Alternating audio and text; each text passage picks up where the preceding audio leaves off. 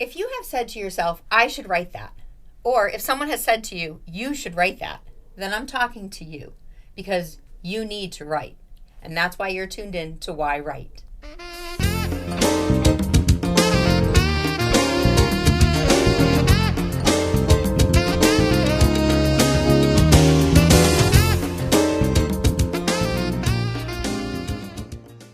Hi, welcome to yWrite. I'm your host, Angela Grout. And thanks for tuning in for another great episode to find out why people write and why you should be writing too.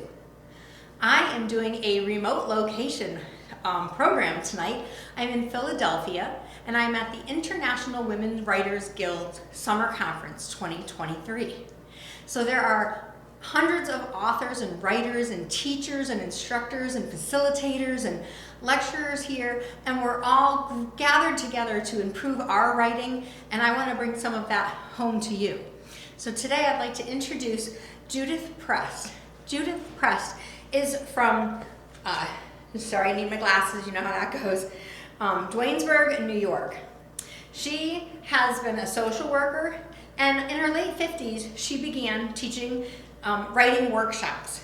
She is a facilitator and a teacher of the Healing Arts Workshop, and she is a poetry partner for the Institute of Poetic Medicine. She has 6 poetry books that she has published and a memoir titled Patchwork Life.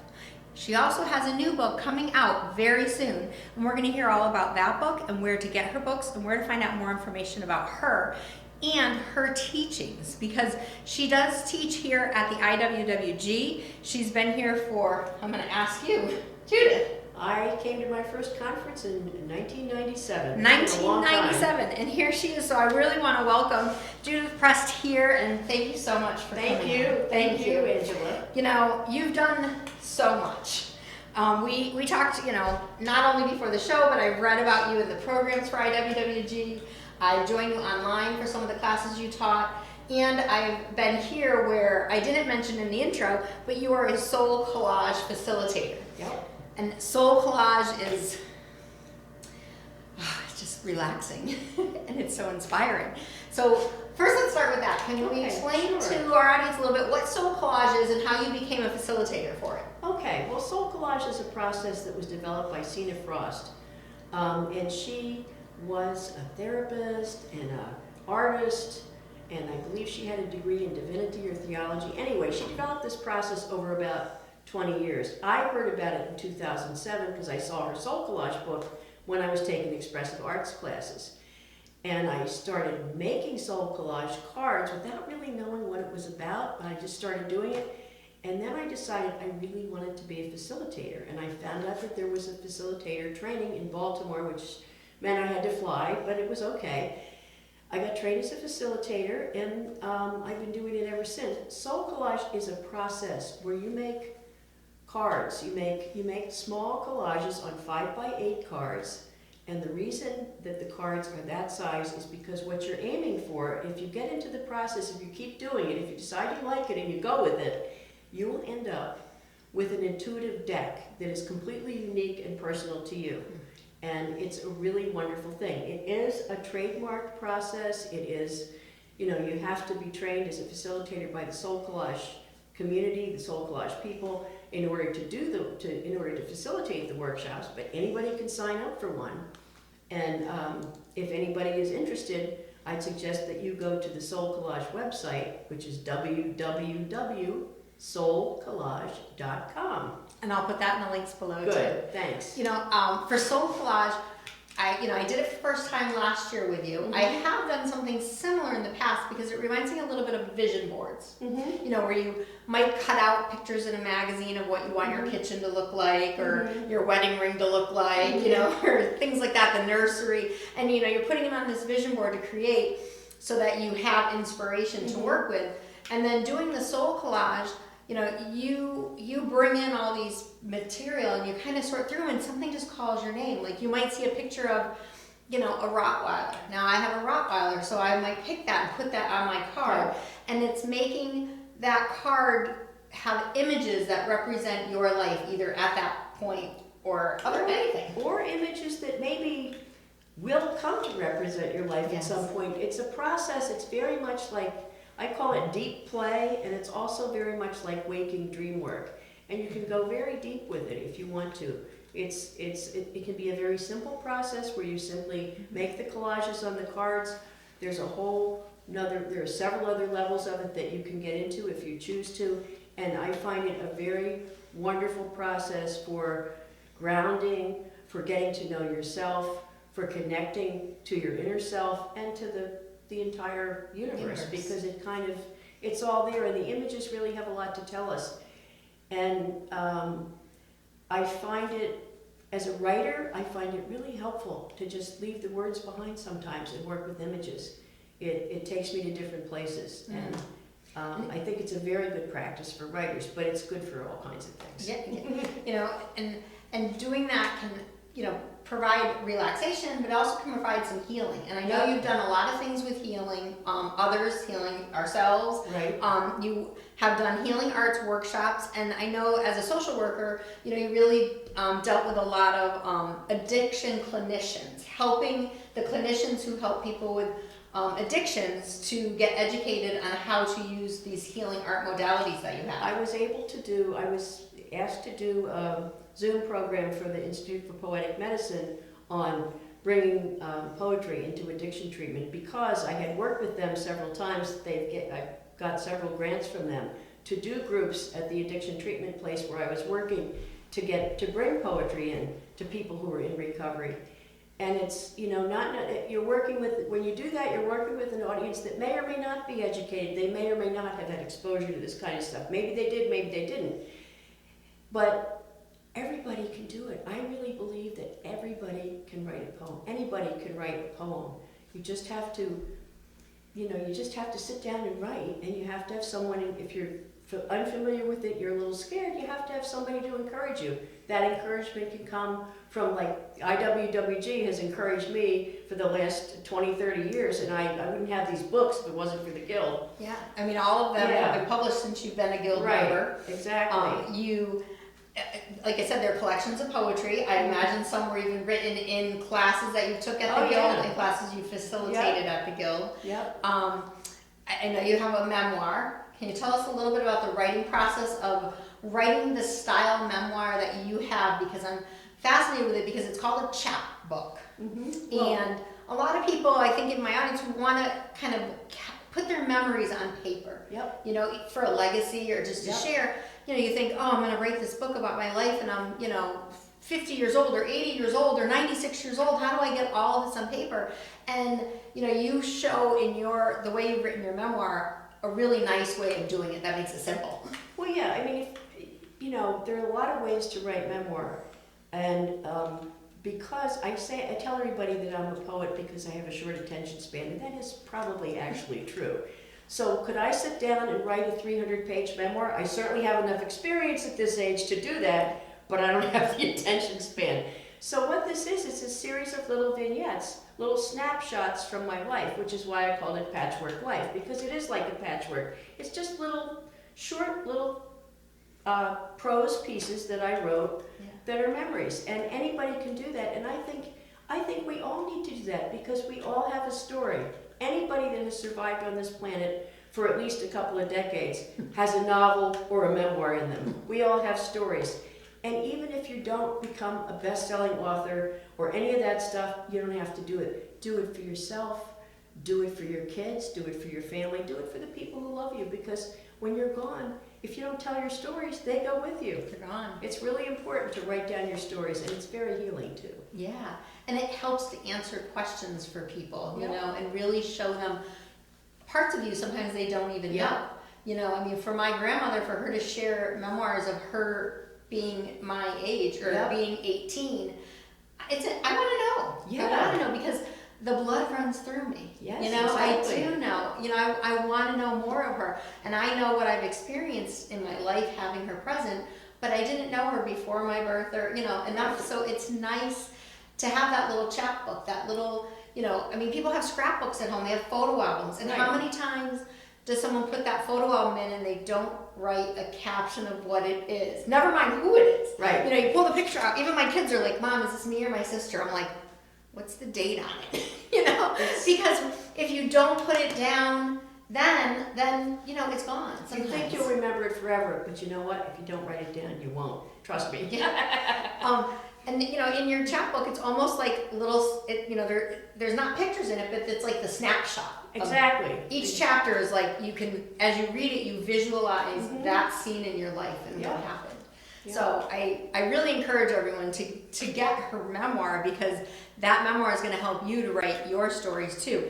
And I want to say, what is it, like 50, 60 pages? I have a lot, I have a lot of those copies, and I'll tell you what, it's a self-published one. I did that particular one on what I call the Office Max Press, meaning I set it up in a Microsoft Publisher or whatever that was, and then sent it to Microsoft, or sent it to Office Max, and they copied it, did the cover, and stapled it, and folded it, and it's a little book that I sell, and it doesn't have an ISBN number. It's not an official book. I sell it for $5 when I'm selling books. Well, and that you can get it from me. That's definitely. You can't get that one on Amazon. So come join the guild and come to the conference next year. But that just shows someone who's going to do a chapbook of their life that they can just call their local print shop and say, put it together. You have can to print it and put it in a 3-ring binder. Yes. I mean, it's simple to publish your material. Yes. Especially who you're sharing it with. Yes. Now you have a very new book coming out, which has a beautiful cover, by the way. It's called Grafted Tree, and look at this. It's got the tree. It's got 2 pictures of 2 gentlemen, which I'll let her introduce to you. And it's Grafted Tree Family Poems. So who are these gentlemen on the cover? Well, they're both my dad, and I had a DNA test in 2018, and like many people, I got a DNA surprise. A cousin popped up I'd never heard of, and we talked to each other because we had both signed the agreement to talk to. If other family wanted to contact us, they could, so we were in touch. And we finally figured it out, that her uncle was my biological dad.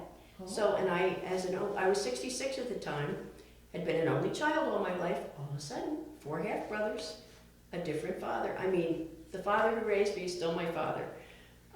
He was a wonderful man. And this guy was an interesting guy too. I didn't know him very well, but he was an interesting guy. But anyway, it's just really interesting to find out that stuff about your life at the stage that I did.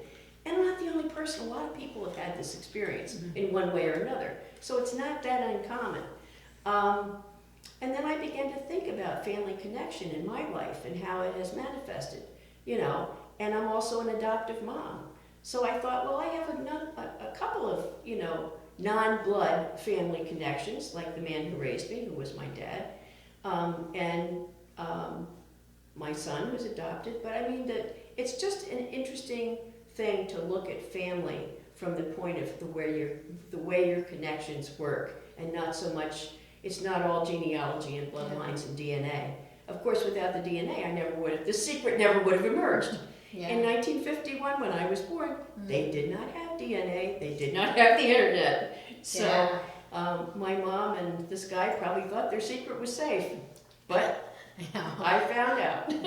Well, and I love the title Grafted Tree, because you do think people can share poetry about family tree, and some people consider family like the blood, but you have the family that you craft with your friends and your community. But then you have your grafted community where you brought in your son you've adopted, your father. So it's it really is grafting it together. And the other thing I want to say is that as an only child for all that time, I learned to create family for myself. I have several really close friends I grew up with who I consider to be my sisters. And my son considers their kids to be his cousins, because they are, not by blood, but by connection. So that's what this book is about. It's about all the different ways that family connections can manifest in a person's life. And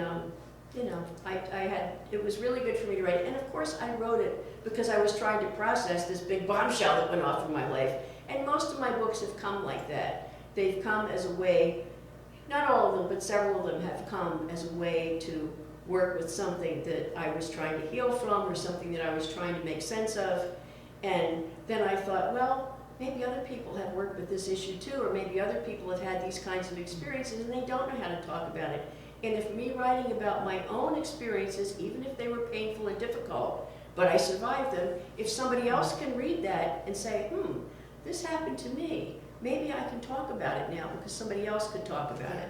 So I do it for myself first to heal, but when I put this stuff out there, it really is in the service of helping other people heal or process similar experiences that they might have had. That's really why I do it. I love that. And as a writer, I appreciate that because I have learned that, some things I write I know are for me. But, I published three novels, and in writing them, yes, all three I was processing things, whether it was communicating with the afterlife or giving birth to a child or finding out how that murdered girl's the murder was unsolved, you know. And so processing those develop into a story which teaches me something. And first it has to teach me something, and then once I get my message or my lesson out of it, I think if I got something out of it, maybe someone else can get something out of it. And I finally began to understand that about fiction. Fiction may be a made-up story, but the things that happen are things that could happen to any of us as human beings. And to write a good piece of fiction, you have to make it real. You have to make the characters real. I took a master class online with Margaret Atwood. Wow. It was very fun. And I will say, she had this one line that I loved because, she said, everything in my books, and she writes fiction, everything in my books have happened somewhere in the world. Absolutely. Just not always in my world. You know what they say, you can't make this stuff up. And some of the stuff that's going on in the world, you're like, no one wanted to make that up. Right. Oh, Judith, thank you so much for coming in. I really appreciate it. Can you please tell them where they'll be able to find your book, your information on your workshops? Grafted Tree, this is the only copy in existence because this is my proof copy. It will be coming out from Kelsey Books in September or October. It will be available from Kelsey Books, and I'm quite sure it will also be available on Amazon. Okay. 2 of my other books have been published by someone other than myself, and those are the books After and Geography of Loss. Both of those were published by Finishing Line Press, and they are available from Finishing Line Press and also on Amazon. They're also available directly from me because I have copies. The other 2 books that I believe are up there are Late Day Light and Elemental Connections. Late Day Light I published in 2011. I did it myself. It's a poetry collection. Elemental Connections is a poetry, and here, this is. I want to pull them up so you can see each cover. And in the fall. Elemental Connections is, I'm also a photographer, and I thought at one point, I have all these nature photographs, I have all these nature poems, why don't I make a book? So I did, and that is also self-published. And I had great fun doing it. So. And they can go to your website. My website is www.spiritwindstudio.net. I'm going to put the links down. We'll have them so you can click right on them and find out more about Judith Prest and her books and her journey and everything that she's doing, because she may just have something that's going to help you. And I'm hoping and I know that you've definitely learned a lot on this show today. So thank you so much for coming on. I really appreciate it. It's a pleasure to be part of the guild with you. It's a pleasure to be part of the summer conference where we get to be in person. Yes. Because we're always on just like the little box on Zoom. So, we could definitely do a Zoom episode. We probably could do another, episode, but to be live in person. It's wonderful. It's really There's nothing nice. like it. So I want to say, thank you to Studio 954 for making this show available to you. And I want to say thank you to you. Thank you for tuning in week after week for new episodes to find out who I'm talking to, what I'm talking about. And, along the process, I'm learning. So you're seeing what I'm learning as a writer and as a human. And I know that it's going to benefit you too. Because you're either tuned in because you're interested in writers and you're looking to read more and find out what books to read and why. But you also know you have a story inside you, and you got to get that story out. So today, for our prompt, everybody pick up your pen and take out a piece of paper, because this is the time in the show where when the show ends, I want you to put your timer on for about 10 minutes. And if you want to write longer, that's great. If it's shorter, that's fine. But take out your pen and you're going to do a little bit of writing, and I'm going to provide you with a prompt. And because Judith is here and the way she operates and teaches some of her classes, I want you just to look around your room. And the first book that you see or the first magazine that you might see, look at the picture on it. It could even be a picture on your wall.